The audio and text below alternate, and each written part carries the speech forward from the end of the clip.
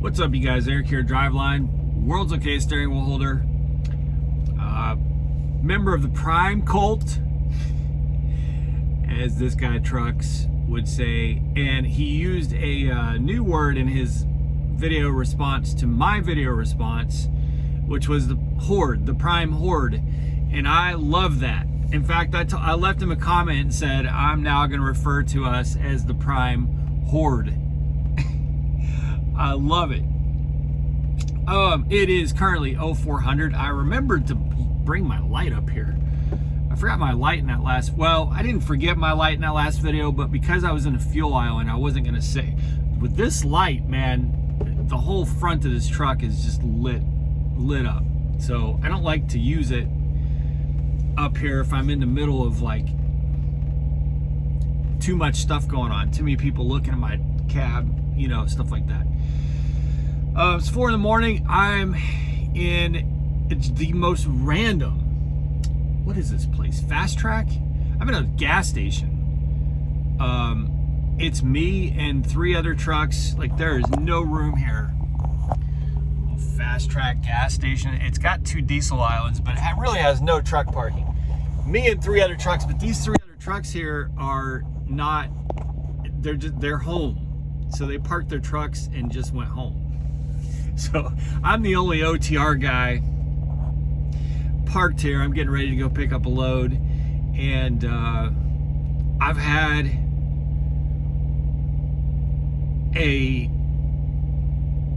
probably run harder this week than I've run most of the year. I generally don't run into the 2000s in terms of miles. I talked about that, I think, a video or two, a couple videos ago. I think my average was like 1850 or 1900 on the 3-year term. You know, when I was looking at to see if there were excess miles. The excess miles, when you pay off a lease purchase, are kind of based on your average or something weird like that. Anyway, I was looking at my average, and my average was like 1870 or something per week. And I'm not sure if that includes home time, so I wonder if it's actually maybe a little bit higher. But anyway, just from the way I run loads, I know I'm generally at like 18 or 1900 miles per week. This week's been quite a few miles. I completed 4 trips this week, and didn't start early on the week either. That's 4 trips Wednesday to Wednesday, and they all paid really well. So the lowest one was, I think, I want to say $2 a mile. But this load that I'm on right now, which picks up in New York, and I'm, by the way, in New York right now, but I'm in the middle of nowhere in New York. I'm not in like the, you know, not fun part. I'm in the part of New York that has Trump signs everywhere, in the middle of nowhere. And I actually got a load paying $3 a mile out of New York going into the Midwest. So you go pick that up. I'm 39 miles away from that. And the reason I wanted to bring that up is because inevitably, and this has been the case, you guys, for the 5 years now that I've been on YouTube, 4.5 years that I've been on YouTube, pretty much the whole time, there is inevitably, anytime that I talk about rates, when I talk about a trip that I'm running, there's inevitably somebody who's going to say, well, yeah, that's because you're a YouTuber. That's YouTuber freight. And I've made videos about this before, so I feel like I'm beating a dead horse, but also I've got a lot of subscribers that I didn't have before when I made those videos. I've addressed this many times, but let me restate it and reiterate it. The loads that I talk about the most on this channel are the ones that are remarkable. So the fact that I got this $3, because here's what I thought, I'm not far from Hood Milk. You guys know Hood over there in, was it Batavia, I think, New York? not very far from there. So I assumed that I would probably be going there, because I can tell you what, if they tried to send me up to Craft up in, you know, that part of New York, that wasn't going to happen. I've done that Craft load 3 times. I will never do it again. Which goes to my point. So if you've run that Craft load out of New York, I can't remember the town up there, way up there. Those Craft loads can pay worse than chocolate loads out of PA. And they're 45,000 pounds. I mean, you're maxed.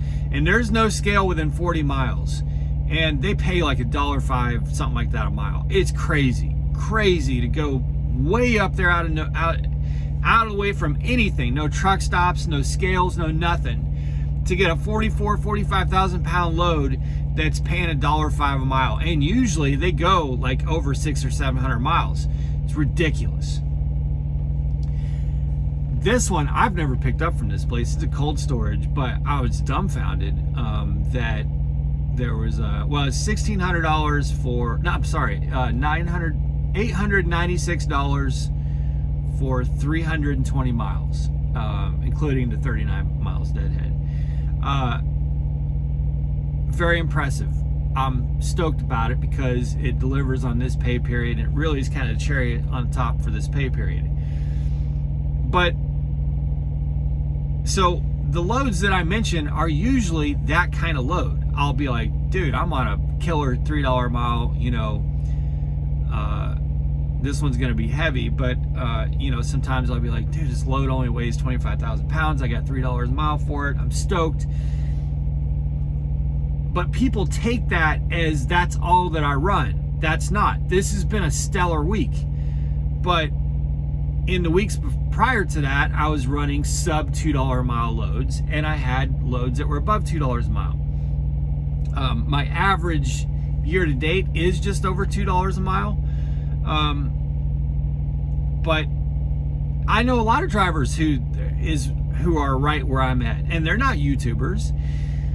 But getting back to what I just said about Craft, how is it if I'm a YouTuber and Prime only gives me all these sky high rates, trips, because I'm a YouTuber, then how do I know about that load in Craft? How do I know about Hood Milk? Those are heavy loads, which I actually like that place to get out of New York, by the way. It can be chaos there, but they're very efficient. It's live loads, but as soon as you can get through the gate and get a dock, it's very fast and efficient. And it's usually a drop and hook where you're taking it. So, but anyway, how would I know about that? How would I know about Hershey?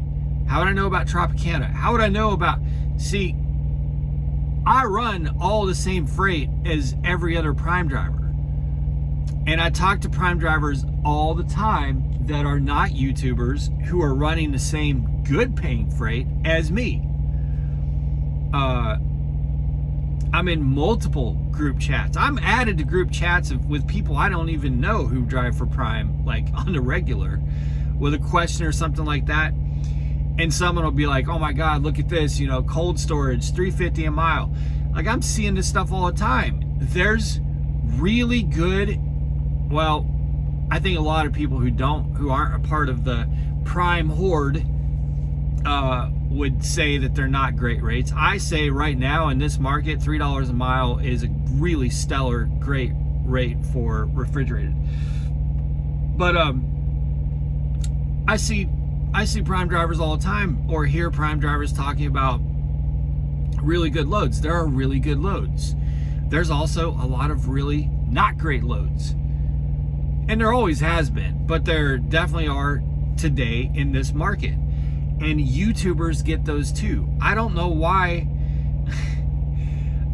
There seems to be this like this idea that YouTubers only run super high paying loads, and that Prime only gives the YouTubers those super, like there's some list sent to fleet managers or something where where it's like, or sales or something, you know, where it's like only dispatch them good loads so that they talk good about us. Here's the thing, you guys. my fleet manager didn't even know I was a YouTuber until another driver another driver was trying to figure out who my fleet manager was, and eventually made his way onto my fleet. And my fleet manager was like, well, you know, you were crawling over glass trying to get on my fleet. What was that all about? And he's like, well, yeah, you've got Eric. He's on YouTube. That's how my fleet manager found out that I'm on YouTube. So there's not like some master list that everybody knows about, and they're trying to treat everybody well. And like, prime drivers get good loads and prime drivers get bad loads. The thing is, the YouTubers usually will remark on the remarkable loads that they're running, and the unremarkable loads are unremarkable. So I'm just not excited about a load that's paying $1.50, $1.40, $1.60. It's not exciting to me. So when I'm making a video about something that has nothing to do with the loads that I'm on, I just don't really mention that. And it's not that I'm trying to pretend that I don't run those loads. It's just not remarkable when I'm talking about it. This load that I'm on right now is remarkable. I think it's remarkable to share with you. It's remarkable to me. I don't think I've ever taken a cold storage load out of New York for $3 a mile. I don't think I ever have. I can't think of one. I've taken a lot of shit loads out of New York, but I don't think I've ever taken a cold storage load that's a drop and hook at the 90 for $3 a mile out of New York that I can think of. If you have, let me know. And let me know if you're a YouTuber and you're getting that because you're a YouTuber. You know what I mean? Now, let me say this. And Daniel, if you're out there, please comment. I want to get you my phone number because I want to have a conversation with you. I know you've left me multiple comments. I know you're struggling about this out there. I want to talk to you about it. One of the reasons I feel, because again, now I'm not a veteran driver, but I'm almost at 6 years for Prime. I'm a few months away from being at Prime for 6 years. So I'm not a new driver either. And my whole 6 years has been with Prime. So I know it's enough time for me to know Prime's lanes really well. Now, I still experience new customers probably a couple times a month, which is pretty amazing to me. That after 6 years, I'm still having new customer experiences. But the vast majority of my loads, I've been to the customer on both ends probably multiple times, the vast majority. And when you get that kind of experience and you get that kind of understanding of the freight lanes and all the contract freight that Prime is running, you really kind of understand where you need to. It's not just important where you're picking up and for how much. It's important where that load leads to. And that is how I feel like I probably lean to having better rates now than I had when I didn't understand that. And I'll give you an example. So I have load choice. The other a couple days ago, there were the first 3 loads on load choice. All 3 of them picked up at the same 01. And one of them delivered up here to New York. One delivered to, I can't remember where the second one was. And the third one was Virginia. It was the second one was somewhere on the East Coast. The third one was Virginia. I knew that they were all 3, and they all 3 paid the same. But I knew that they were all 3 not really leading to great reload areas. Where that one delivered in Virginia was not good.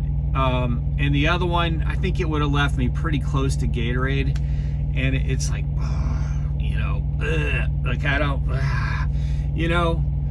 So this one, because it was delivering right down the road from Hood Milk, is the one I picked, because I thought, okay, the other 2 they're kind of known to me, and I know what generally gets proposed to me when I get to those 2 locations. I'm gonna go set up at least close to Hood Milk or some, or I could deadhead, you know, to Erie or something like that.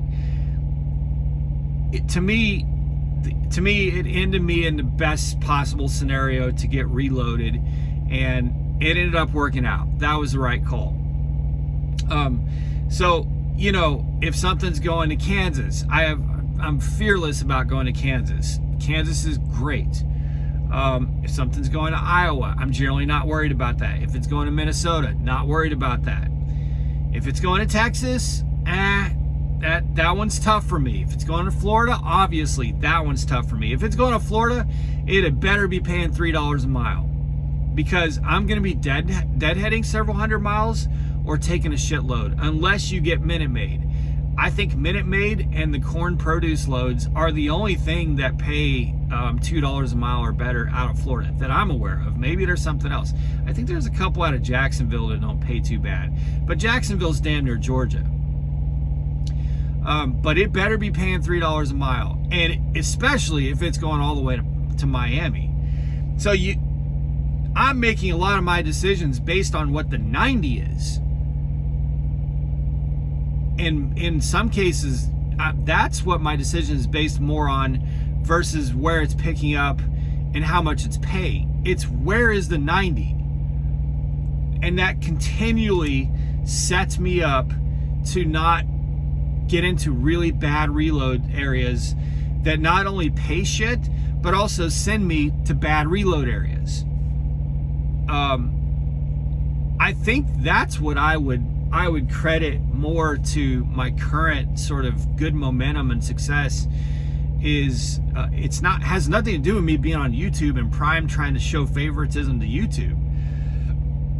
And it has everything to do with I'm not gonna, like, if I'm gonna go somewhere where I know it's gonna suck to get reloaded, or the reload is going to suck, it had better pay damn good, or I'm not taking it.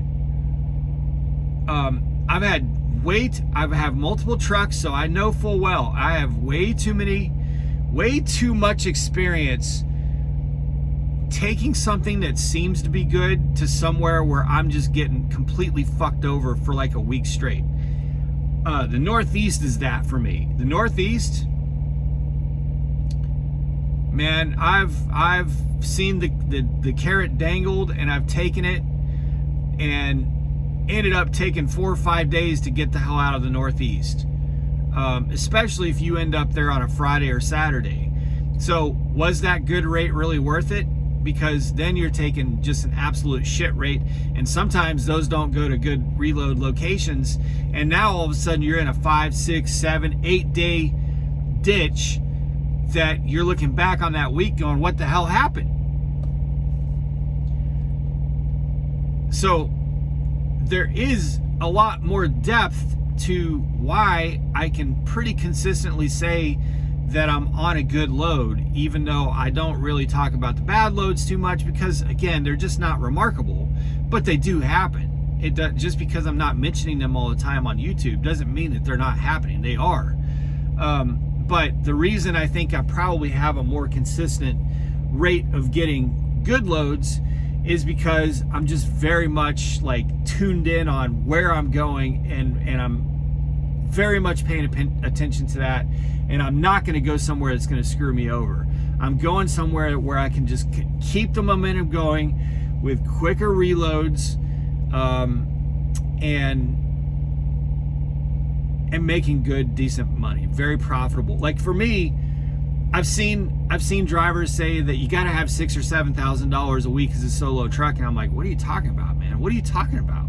Even when I had a truck payment on this truck, $4,500 could be very profitable depending on where I was reloading and where I was running freight.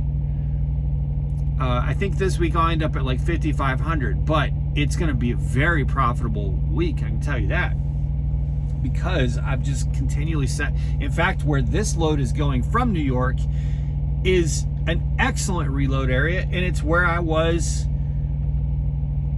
a week and a half ago. That set me up on this last week and a half of great back-to-back runs. So I'm like getting right back to where I was a week and a half ago. That sent me on this last 10 days of excellent loads. So anyway, I don't know if that helps. Hopefully that makes sense to you. Please, guys, don't think that, in my experience and to my knowledge, and my last fleet manager is a very close friend. He and I talked even when he wasn't at work, and he would just laugh when I would bring that up. I'd be like, dude, is sales like, do they see us as YouTubers? He's like, no, man. He's like, truck numbers are truck numbers.